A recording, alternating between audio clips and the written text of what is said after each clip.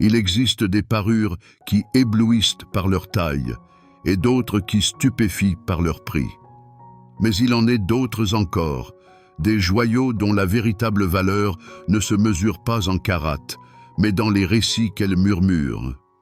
Elles sont les témoins silencieux des époques révolues, les gardiennes de secrets intimes et les emblèmes d'un lien indéfectible entre les générations.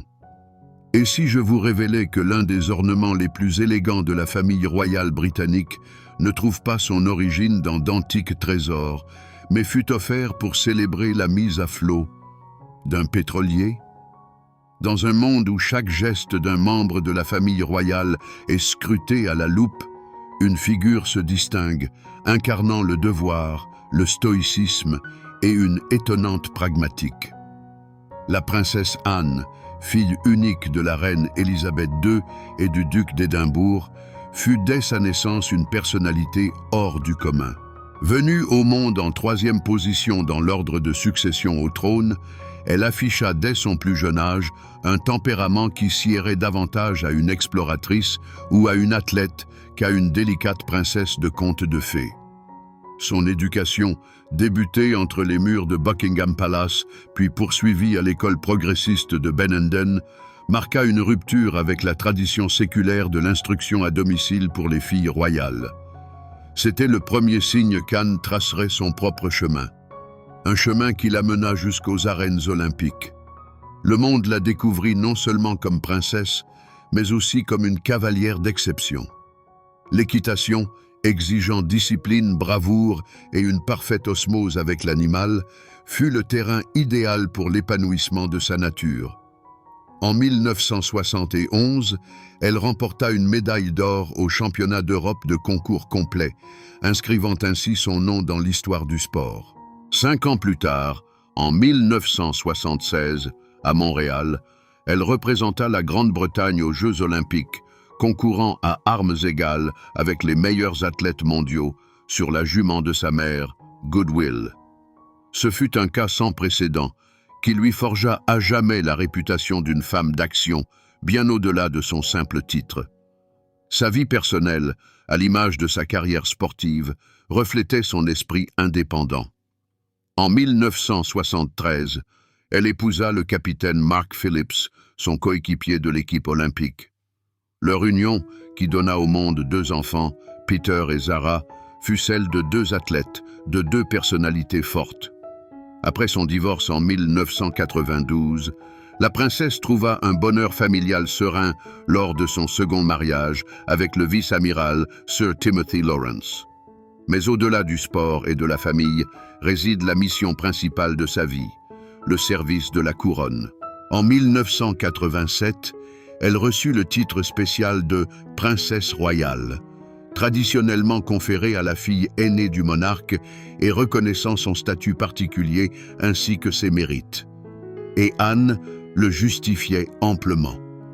Année après année, elle figurait en tête des listes en termes de nombre d'événements officiels accomplis, participant à plus de 500 engagements par an. On la qualifie de membre de la famille royale le plus assidu. Et ce n'est pas un compliment, mais une simple constatation. Son style, c'est l'élégance fonctionnelle. Nul artifice, nulle course effrénée après les modes éphémères. Seulement des silhouettes étudiées, une qualité irréprochable et une profonde compréhension du fait que ses tenues et ses parures sont, pour elle, une part de son uniforme de travail, une manière d'exprimer le respect et de souligner l'importance de l'événement. C'est précisément pourquoi sa collection de bijoux est si captivante. Elle ne recèle aucune ostentation, mais bien de l'histoire, du caractère et une signification personnelle. Et la perle de cette collection, sa véritable carte de visite, est devenue la magnifique tiare festonnée. L'histoire de cette tiare ne débute ni dans un trésor royal, ni dans l'atelier d'un joaillier de cour, mais en un lieu tout à fait inattendu. En mai 1973, la princesse Anne, jeune, dynamique et immensément populaire, se rendit alors sur un chantier naval pour accomplir une mission honorifique, la mise à l'eau d'un nouveau pétrolier, le World Unicorn. Cet événement, l'un des nombreux inscrits à son emploi du temps chargé, était appelé à marquer les esprits. En signe de gratitude et de profond respect, la société Worldwide Shipping Group, propriétaire du navire, fit un don à la princesse. Mais ce n'était pas un simple souvenir commémoratif. C'était une éblouissante tiare de diamants. Le cadeau se révéla prophétique. Littéralement le même mois, Buckingham Palace annonça les fiançailles de la princesse Anne et du capitaine Mark Phillips. Ainsi, la tiare, offerte en l'honneur d'un géant industriel, se métamorphosa instantanément en la parure prénuptiale idéale pour la future mariée. L'origine de la tiare elle-même est enveloppée d'une légère brume de mystère. On sait qu'il s'agit d'une pièce antique, probablement créée à la charnière du XIXe et du XXe siècle, durant la magnifique époque édouardienne. La compagnie maritime l'avait acquise spécifiquement pour la princesse, et ce fait rend le bijou encore plus singulier. Ce n'est pas une pièce des joyaux de la couronne, transmise de monarque à monarque. Ce n'est pas une relique familiale conservée dans les coffres des Windsor depuis des siècles. C'est la propriété personnelle de la princesse Anne, sa propre histoire, qui a commencé avec le tintement d'une bouteille de champagne sur la coque d'un navire. Le design de la tiare est un hymne au style guirlande, alors à son apogée au début du XXe siècle. Les joailliers de l'époque, inspirés par l'esthétique de Louis XVI et de Marie-Antoinette, aspiraient à créer des parures semblables à de la dentelle de diamants. Ils abandonnèrent la lourdeur de l'époque victorienne au profit de la légèreté, de l'aérien et de la lumière. La tiare festonnée d'Anne est un spécimen parfait de ce style. Elle se présente sous la forme d'élégantes guirlandes de diamants ou festons, s'entrelaquant et s'abaissant en douces ondulations. L'élément central couronne la composition, tandis que les motifs latéraux de feuilles et de volutes créent l'impression d'un ornement vivant, en pleine croissance. Des milliers de minuscules diamants de taille ancienne sont sertis dans le platine, un métal qui permettait de créer des montures presque invisibles, donnant l'impression que les pierres flottent dans l'air, capturant et multipliant chaque rayon de lumière. Ce n'est pas un bijou qui crie, mais qui murmure. Sa beauté réside dans l'harmonie des lignes, dans le travail de filigrane du maître et dans le jeu subtil de la lumière.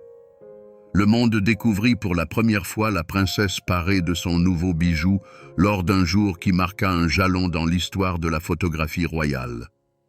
Le jour de son 23e anniversaire, le 15 août 1973, la princesse Anne posa pour une série de portraits officiels réalisés par son cousin, le célèbre photographe Lord Patrick Lichfield. Sur ces clichés, la jeune princesse, pleine d'assurance, apparaît dans tout son éclat.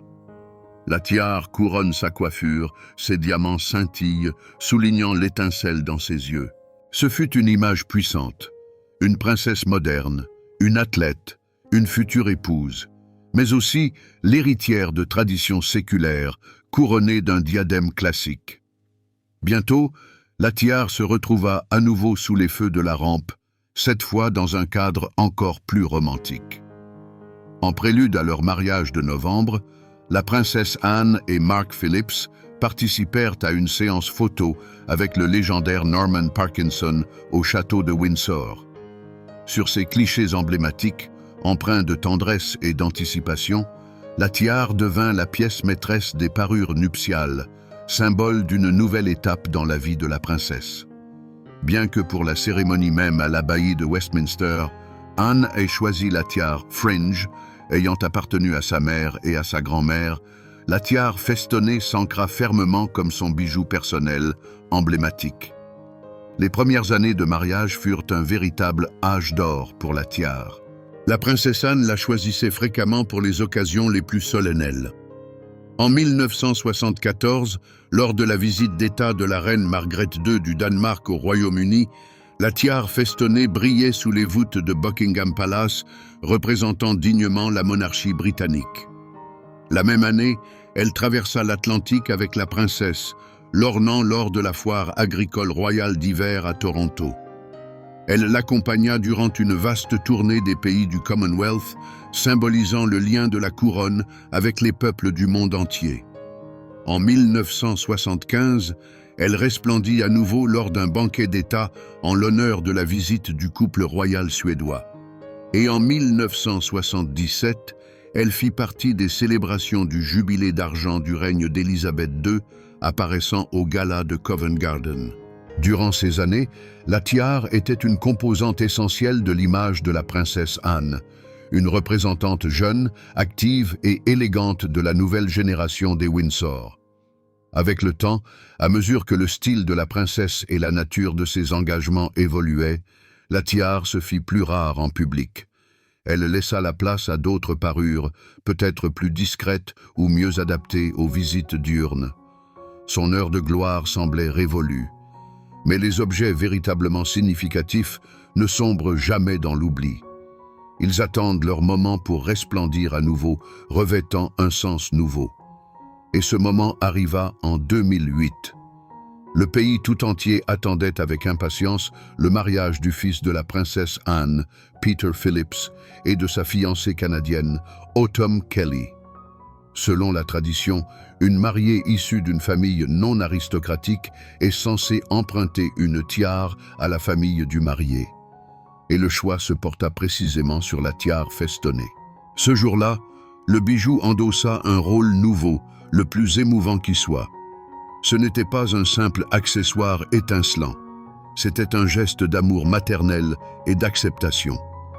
La princesse Anne, réputée pour sa discrétion, accueillit sans mot dire sa nouvelle belle-fille par cet acte, bienvenue dans la famille.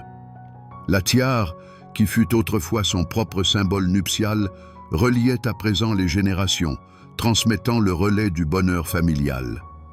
La voir sur Autumn Kelly dans la chapelle Saint-Georges à Windsor fut comme lire un nouveau chapitre, doux et lumineux, dans l'histoire de ce joyau.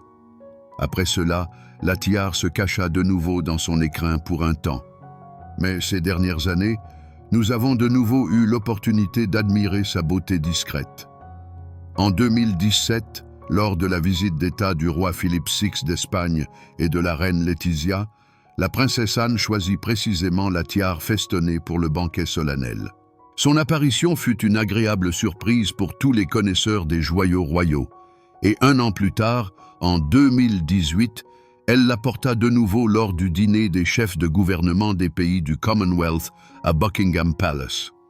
Ces apparitions ont prouvé que la tiare festonnée demeure la parure préférée et principale de la princesse royale, sa fidèle compagne lors des événements les plus importants. L'histoire de la tiare festonnée de la princesse Anne est un témoignage éclatant de la manière dont l'industrie et la monarchie, la modernité et la tradition peuvent s'entrelacer en un seul objet. Elle est née de l'acier et du feu des chantiers navals pour devenir un symbole d'élégance royale. Ce fut un cadeau, mais elle est devenue un héritage.